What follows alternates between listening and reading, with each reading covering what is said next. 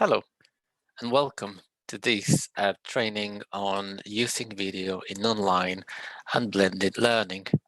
This is a recording for a live training that took place in January 2021.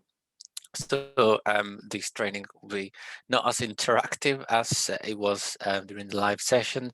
I'll try my best to showcase and to show you how to use video in online and blended learning. So first of all, I would like to, let me just move my camera out of the way and talk a bit about myself. So I am the e-learning lead tutor at Leicester Adult Skills and Learning Service, which is part of Leicester City Council. And in case there is anything that I mentioned in this video, any tools or anything that raise any questions, or you have any other tools that you would like to share, please do not hesitate to email me. My email, as you can see here, is eduardo.saldana-monos@leicester.gov.uk.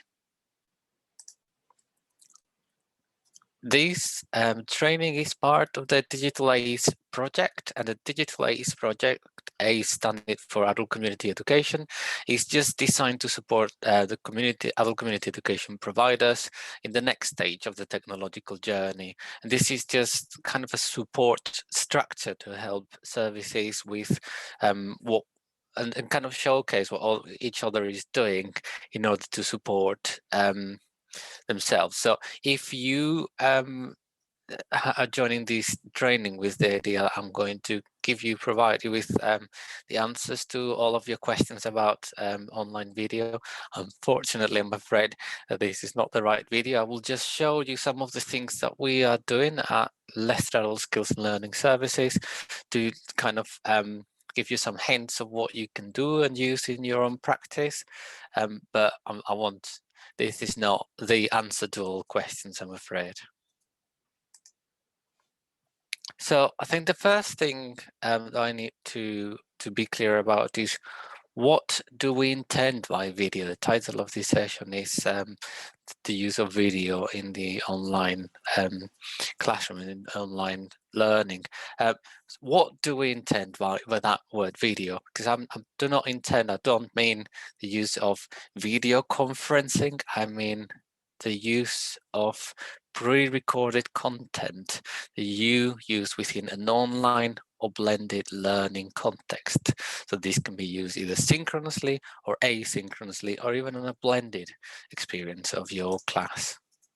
I'm not talking about how to set up or use video conferencing in your teaching practice. I'm just talking about the use of pre-recorded content.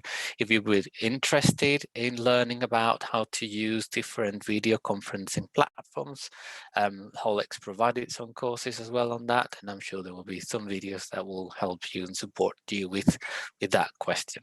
If what you want to learn is how to use pre-recorded content in your online practice as a tutor, or maybe as part of a curriculum lead, then you're on the right video. So what's the purpose of this session? My objectives are to discuss advantages of using video in online and blended learning, is to discuss the disadvantages as well. So let me just move my video out, it's always in the middle. The disadvantages of using video in online and blended learning, so not everything is positive. The questions that you should ask before, that I asked myself before I use video in any online classroom. And I also would like to go through a case study. And the last part is I would like to show you some useful tools, some tools that have been quite successful in the context of the adult community education in Leicester, and you might find them interesting. So there you go. So what are the advantages of using video in online and blended learning? Just have 30 seconds to think about these. What do you think are the advantages of using video for online learning? You have these 30 seconds to jot down and think what the advantages are. Even if you don't want to take that time, just skip forward 30 seconds.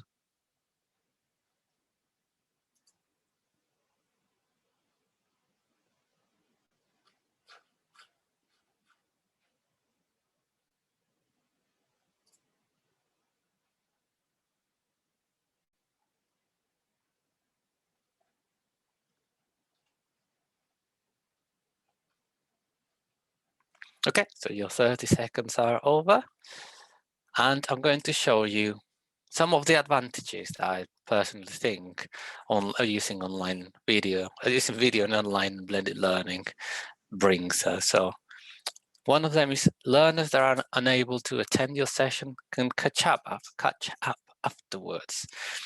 If you think, especially now in the content of the pandemic, some of our learners are looking after members of the family, or the children are at home and they cannot attend one of your sessions because they need to focus on the homeschooling. So if you record your session, then maybe they can access it later on, they can catch up, and they can email you with any questions, or use the VLE that you use in your organization as support for that. If you record the demonstration, learners can follow these step by step during their own time. By this means, some of our art tutors, when they are teaching and demonstrating how to, one of the lessons I observed was how to paint an autumn leaf. Then the tutor was showcasing it, the camera was pointing towards the presentation, and she recorded just the time where she was showcasing and demonstrating how to do it, and stopped the recording, and that recorded went into Google Classroom later on, so that learners, while they were practicing and following this, kind of asynchronously could then go back to the video and follow the explanation.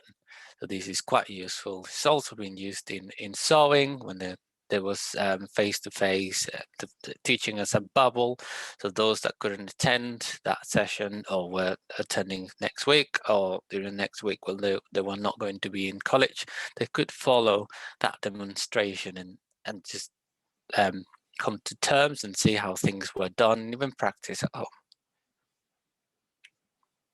It is an excellent tool for quality assurance, because at the end of the day, as even during the pandemic, we still need to make sure that all of our sessions are delivered have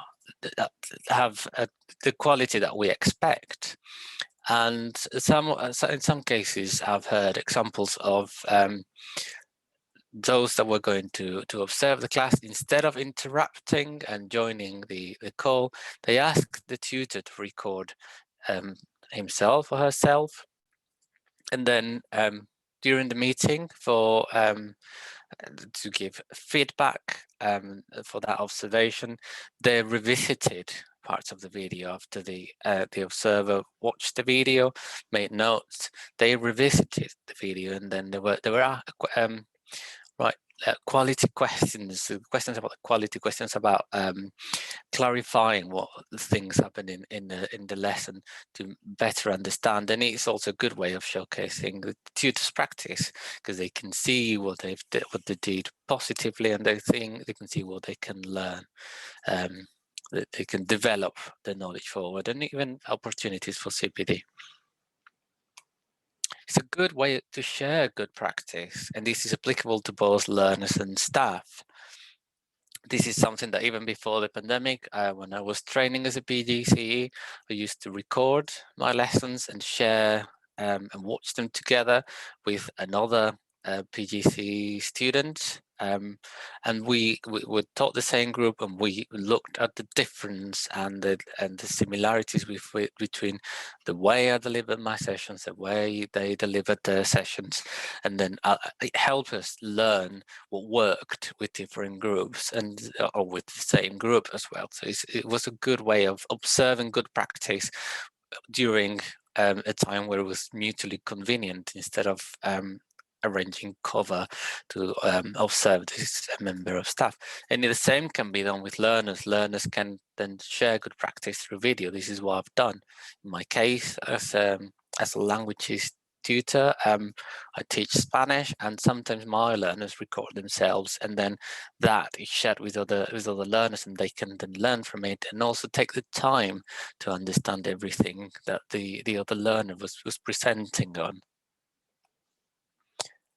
Less confident learners can prepare the presentations in a controlled environment and play them to the class. So sometimes, and these go back to my own teaching practice, one of my learners sometimes feels a bit shy when they are presenting to the class, and it helps them if they record themselves while they're in a controlled environment, while they know no one else is listening, and then just gather the confidence and even being having the ability to say, if this doesn't work, I can stop it and re-record myself, really helps some of the shy or less confident learners to ensure that they can present themselves in a better way, and that work towards that confidence. You can also record parts of your session at a quieter time. So again, now during the pandemic, you might have a session where it's in the morning. It was planned to be 10 to 12 in the morning before all of these issues happened, before we all were locked down at home and our kids are at home. And you might have the ability to just record your session when the kids are in bed, or part of the session that you know you're going to be needed to talk to for a long time. You might be able to then record it when you have that control environment, when you're sure there's peace and quiet in the background, and then you can just play it back. Or even if you are delivering synchronous learning, maybe you can just then add that blended part when the synchronicities, when you listen to the class and just do that flip learning where the class is presenting and to something that you've recorded, and it's more hands up for you, and then you avoid also that background noise that you may have or interruptions with one of the questions. But not everything are advantages. Some of them are also disadvantages. And during the live session that I delivered, we used a Padlet Wall to share these disadvantages of online learning. What I'm going to do is I'm going to give you some time if you want, because this is a video. You will not be able to click on that link, but if you want to type it on your search bar, you don't have to, okay? You will be able to see some of the comments that my group did during that session. That session as well, and this is to showcase one of the tools, in this case Padlet. In that session, instead of writing the instructions to what to do to add comments on a Padlet wall, what I did is I recorded a video of myself of 30 seconds where I explained how the platform worked and what the task was. Some learners, in this case the group, because they were working in breakout rooms and they didn't have the time to record themselves, they typed in. But in some cases, some instances, I've seen examples of these kind of walls and questions being shared as part of the asynchronous part of the session. The learners did record videos of up to 5 minutes of themselves to answer that question if they want. And this is really good in case of ESOL classes. But all of this obviously depends on the skill of your classes. If they're less skilled, they can type in. If you have learners that have a bit more of IT skills, then they can record a video of themselves, or even an audio, because it allows them to record up to 15 minutes. But more about Padlet later on. So some of the disadvantages that we discussed during the session are: learners will feel less pressured to attend your session if it's recorded on video, because they can always catch up later. And this is one of the issues that are more common nowadays. In my case, for example, I delivered service-wide CPD, and because the sessions were recorded, some of the attendees decided just to watch the video later on. But the problem with watching the videos later on is because it's always going to be there, and if there's no task or no real obligation to watch it, you will never watch it, because it's not the same to participate in a live session than to just watch a video. If videos are too long, and always available, learners may not feel motivated to watch it. So this brings me back to the first point. If they're too long, if they're not interactive, why, that is the reason, why would learners want to watch that video? Videos lack interactions. Learners cannot ask you for clarification while watching a video or interact with other learners. So what is the difference for them from watching your video, just watching something on YouTube? It's your input as a specialist to be there to guide them. If that is removed, then what motivates learners to participate in those sessions? Learners may feel that they don't want to pay to watch videos. Again, all of them are related, so that learners can use YouTube or any other of the free education apps like Khan Academy, Duolingo, anything that will then give them the same. Because if there's no interaction, why should they join? Videos are not accessible to all learners. Okay, we need to be aware of accessibility. So in some cases, if you as a tutor have the technical knowledge, it may mean extra work, it may mean adding subtitles to the video. And it's not easy to add subtitles to a video. You get closed captions, and in some cases, they're not very good. In my case, as a speaker of English as a second language, I tend to have issues with closed captions when the closed captions understand something that I'm not really saying, and sometimes it's something that should not be in a classroom. So you need to be aware of that. Okay, there's an easy way, but the easy way normally is not the best one. Okay, and also you might need to add instructions when recording that will help those that are visually impaired. So if you're referring back to something, as you can see on my PowerPoint, and the person is visually impaired, they will not be able to see that, so the video will not be accessible for them. You will need to describe things for them to make sure that they are listening to you, but they can also see or have an idea of what you're trying to describe, to just point at something. Just move the camera away again, sorry about that. The upload times for videos depend on video length, the video quality as well, and internet connection. And they can take very long to upload a video, sometimes as long as it takes you to record it, or even longer.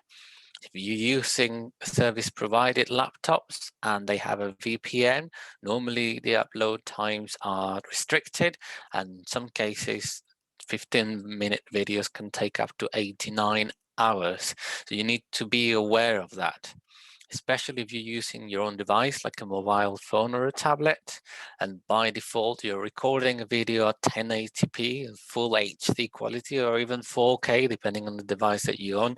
That will take longer and longer, and sometimes the files will be so big that platforms will refuse to have those videos because it will take up a lot of storage. If you're using your own device to record videos and to upload them, I would advise you to reduce the quality to 480p 360, so something that is much smaller. You can do that on your settings, but I will be talking about some apps later on that allow you to record video straight to the internet, where that upload is removed, that step is removed. Obviously, we also need to think not only about accessibility, but also about safeguarding. If you're recording a live class, you may accidentally record something that someone may be saying in the background. Someone forgot to mute themselves and they're in a conversation with the bank and just giving all the details, and you have recorded that. So that's something that you need to be aware of. Or maybe you're recording a child in the background running and so on, but it's something that we might not have permission. So make sure that you're really careful with what you're recording, because we need to think about the safeguarding, maybe about what they show in the background. They might not be aware of that, and during that session, they forgot the netiquette, the web etiquette as well it's called, where they need to make sure that their background is not showing anything personal.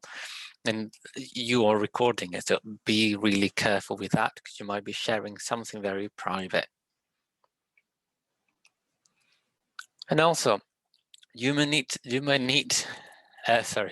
many takes to get your recording right. Sometimes we have the feeling that because we are recording ourselves, it has to be perfect. Perfection is expected from a recording, whereas a live session does not require perfection. You need to be aware that if you're going to record yourself and you expect perfection, it may take you a whole day to record 20-30 minutes part of a session.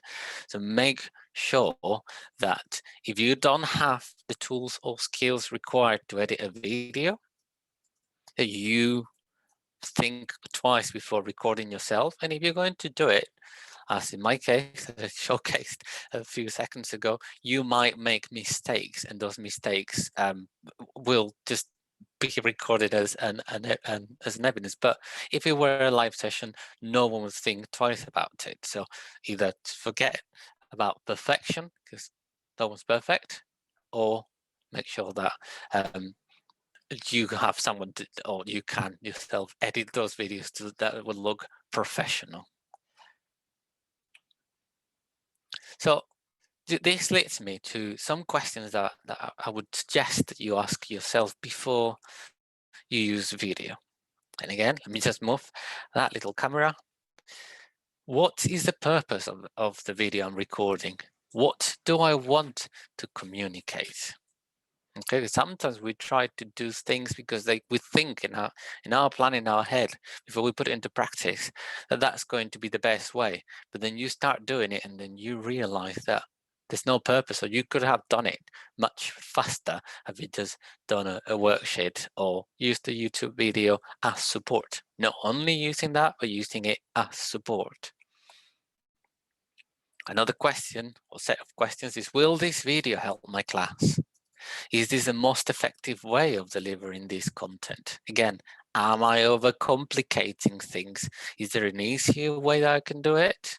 Because if there's an easier way, it's not lazy, it's just, it's not, remember, it's not about working harder, it's about working smarter. And again, it's just a better way of tackling that issue instead of just doing something with a lot of bells and whistles, because sometimes it will distract learners rather than help them learn.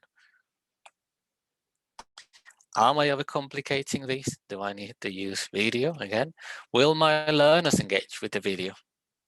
Not only will they have the motivation to engage with it, but they might not have the skills. If you have a group of very low skilled learners and the video is in a different platform, and you had enough just trying to get them to connect to Zoom or Google Meet or Teams, are they going to be able, are they going to have the skill to just find the video and watch it and engage with it? Do my learners have the motivation to watch the video by themselves? And this is something that the best way that I find to check if they do it is I record my video, and at the end of the video, without letting them know, I set a task. If they don't complete the task, then obviously you know they haven't watched it, or they haven't paid enough attention, and maybe just were listening to it in the background while doing something else. So make sure that you put something in there that will kind of show you if your learners are engaging with it, or just telling you, yeah, I've watched it, and that was it. Because one thing we've learned about this is we can never assume that when they say yes, they actually mean yes. It's like assessment for learning. Do you understand?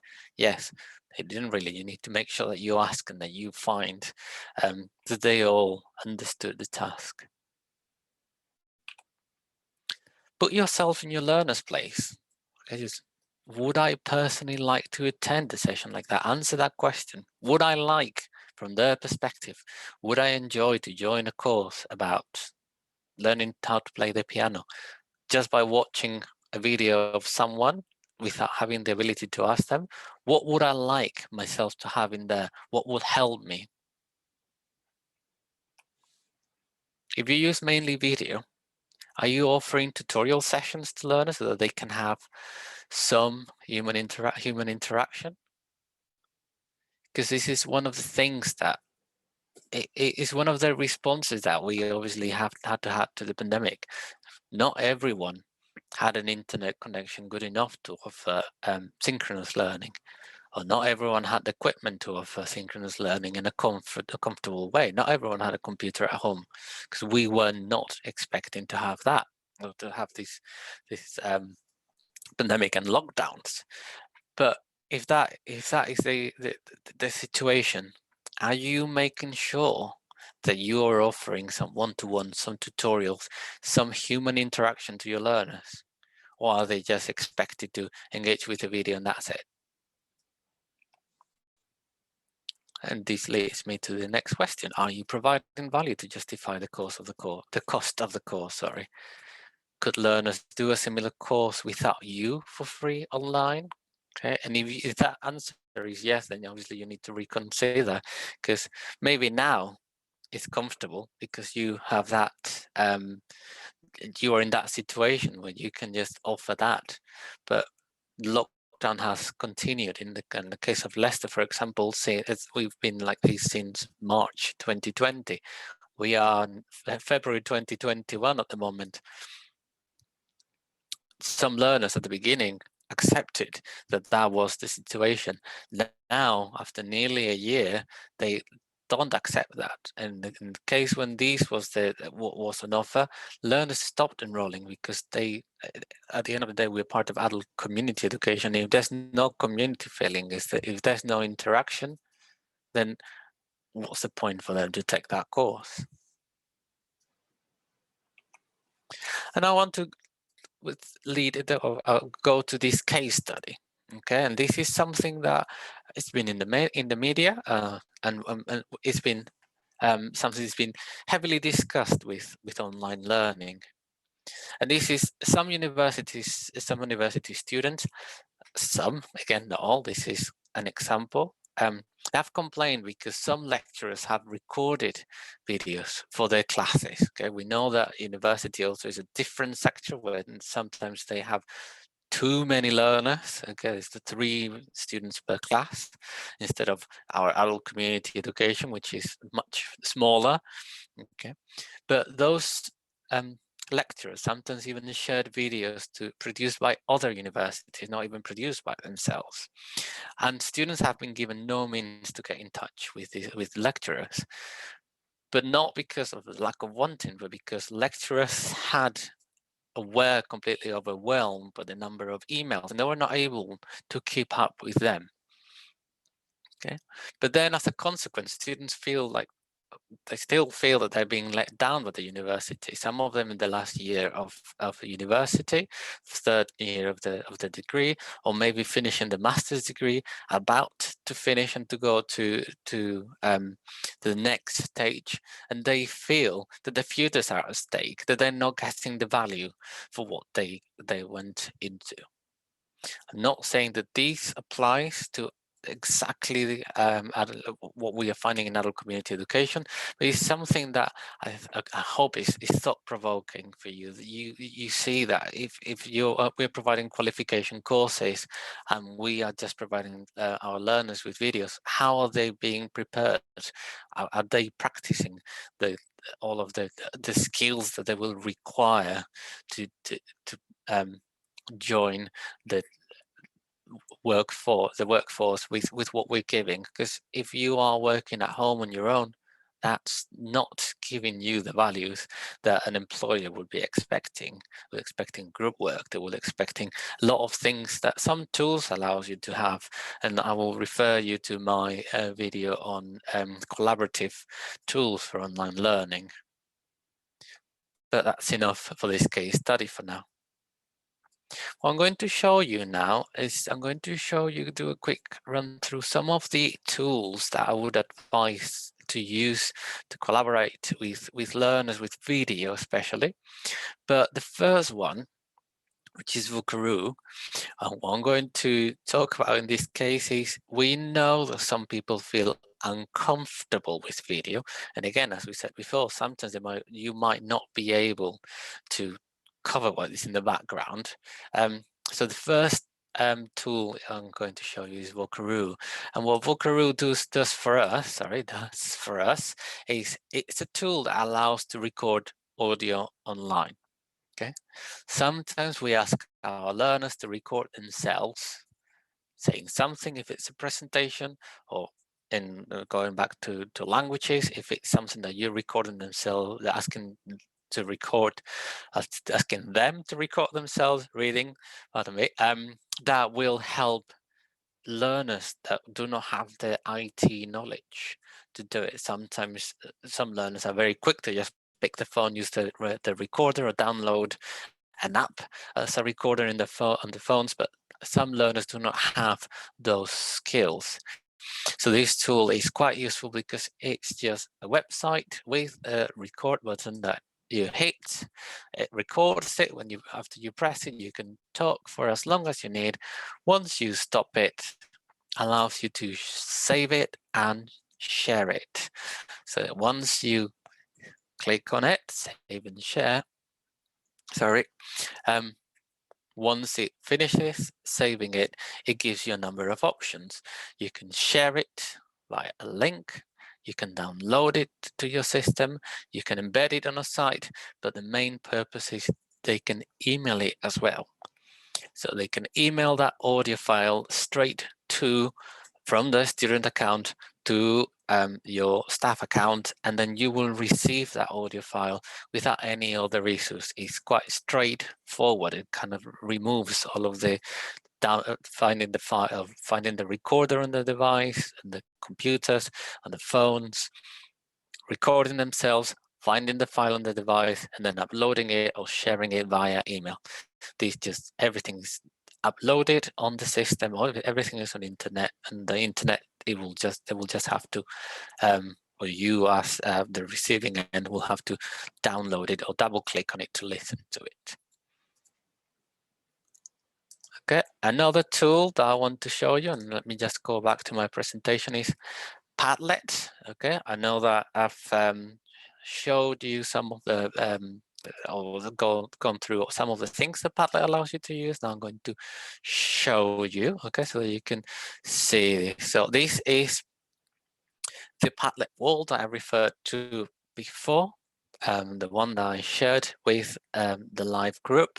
And as you can see, this is already filled out. Some people have added, because they were in breakout rooms, they've added their comments, and you can see some of the disadvantages that people wrote. But the main thing about these is, as I said before, you have the ability to record video. And as you see here, this is my question. I'm posing the question, and I recorded myself going through the instructions. Okay, I don't think you can hear that, but what you have is you can have the video, and you can even open it in a new window in case it's difficult for learners to see that in such a very tiny screen, because don't forget that some of them will be using a video. You can see that, you can ask them to just watch the video and then engage with it. What Padlet gives us is the opportunity as well to, sorry, let me just move that, there we go, is the opportunity as well for learners to, as I said before, once they start with a comment, they can, apart from upload pictures and links, they can upload a film of themselves, and that is up to 5 minutes of video. Click on it, and it brings the video booth. In this case, obviously it's not going to work because my camera is already engaged on the Zoom call, but for them, it will come up. They will be able to record themselves up to 5 minutes and then post it straight to the Padlet Wall. In the case of, if, as I said before, if they feel not really confident with recording their faces, they can also record voice, and as you can see, it gives you up to 15 minutes long of a recording. This is in the case as or the Padlet version that you're seeing is the Padlet, the backpack version, not the vanilla version. The vanilla version is restricted to up to just 3 Padlet walls, and then all of the audio and video is restricted to smaller or shorter versions because of storage purposes. As you can imagine, if everyone records that on a free version, then the servers and the storage will be quite compromised.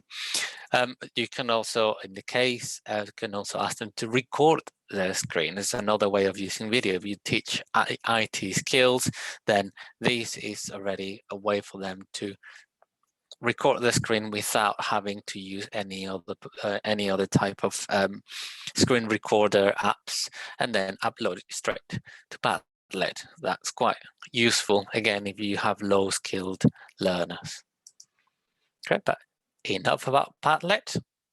Let me just share I'll go back to my presentation. The next one, so Vocaroo, we don't need a license. Let's just clarify. Padlet, you can have free versions of Padlet. You can also have the backpack edition, which is, I think, is around £1,200 for unlimited licenses for your service.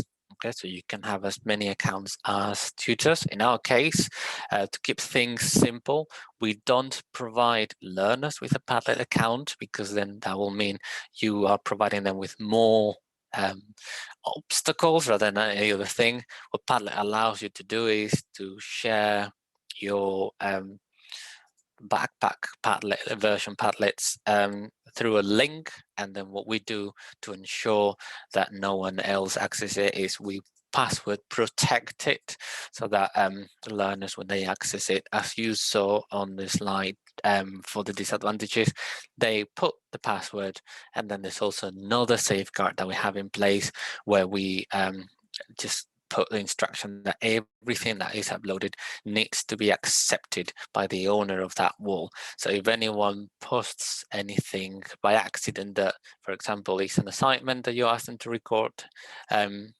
and you can hear something in the background, then you can just see it and delete it, and no one else will be able to see it.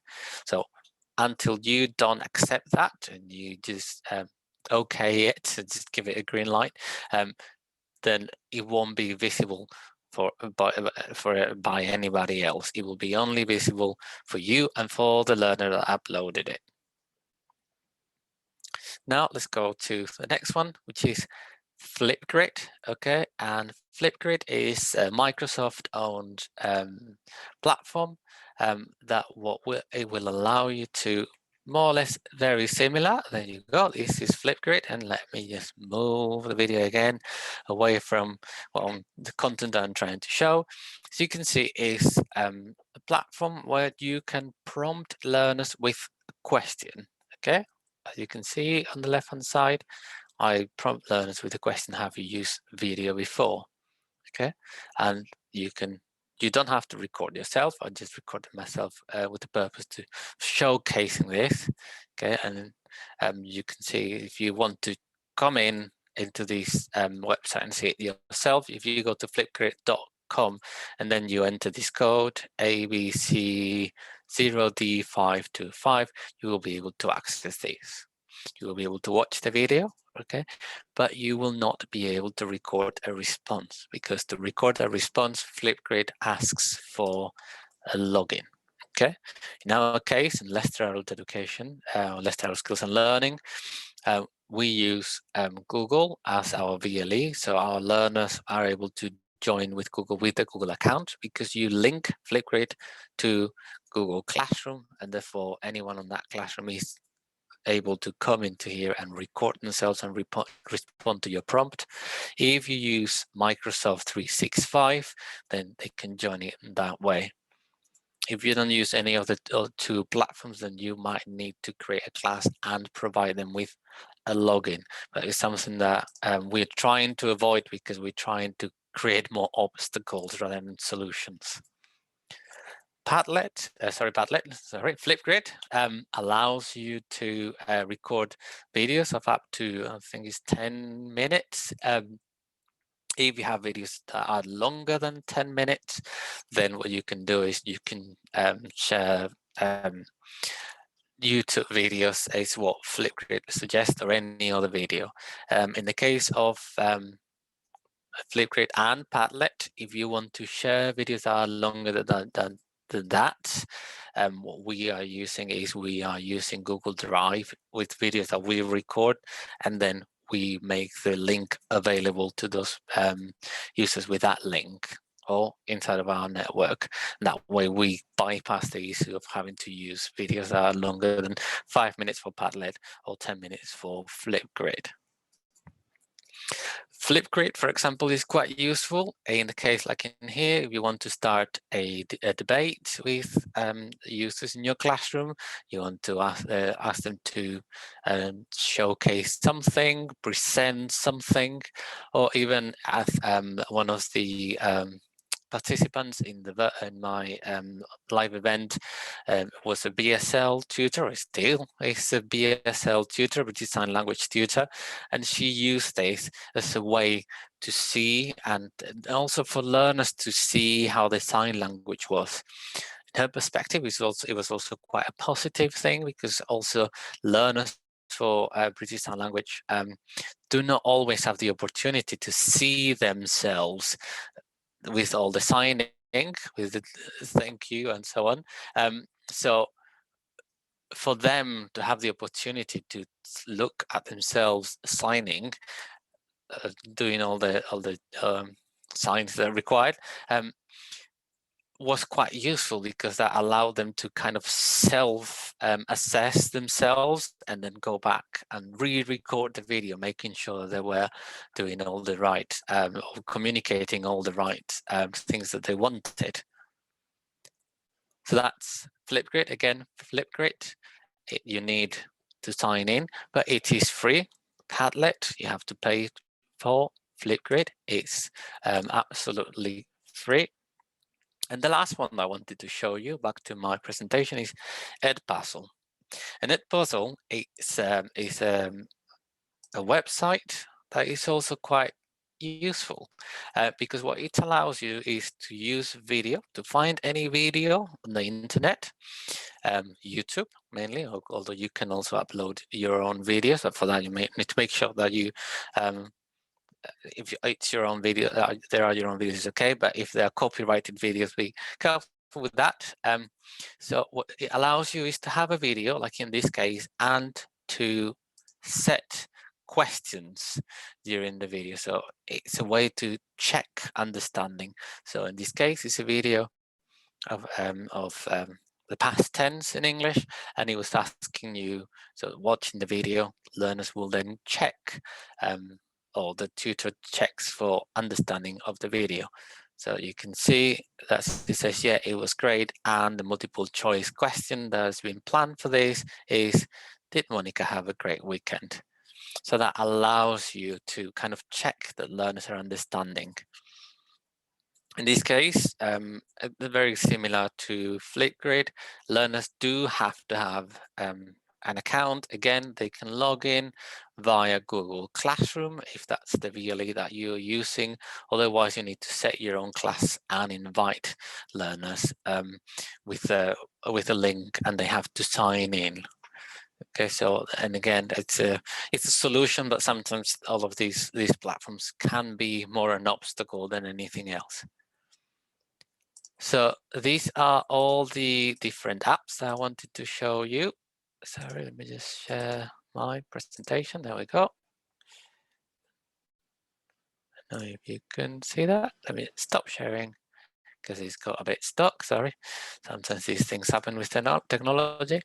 And one of the things that I also wanted to say, I know that I've shared 4 different platforms and applications with you, but these doesn't mean that you have to use them. Okay, some of them, like in the case of Padlet, they require a big investment, because they're quite expensive for the licenses, and sometimes, as I said, there are more obstacles than anything else. If you want to give them a try, do give them a try, but make sure that you, as I said at the beginning, that you work smart instead of working too hard, just making your life very overcomplicating your life. Make sure that you choose something that your classes engage with and that you're happy to use.